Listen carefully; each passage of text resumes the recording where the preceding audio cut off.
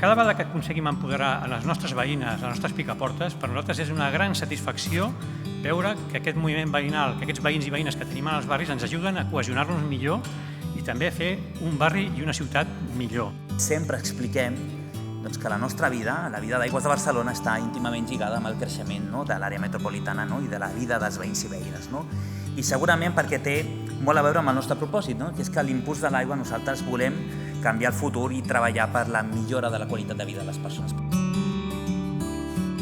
No és el mateix que vingui una persona a l'Ajuntament amb una idea prefixada del que vol aconseguir, que no pas que vagi algú a casa teva, que a més ja saps que és veí teu, i que es preocupi per com estàs tu i t'animi a poder fer les gestions que tu necessites fer.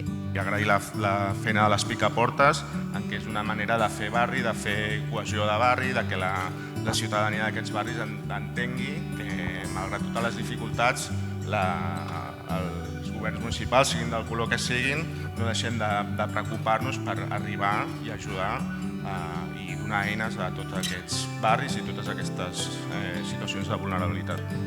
El projecte Porta ha arrodonit tota l'estratègia que portàvem treballant i que ara ja és una realitat, però que ens ha ajudat moltíssim a que tothom la veiés amb molta claritat. O sigui que per nosaltres genial, estem enamorats també, com deia el president, enamorats d'aquest projecte i evidentment la seva continuïtat a Viladecans està més que garantida.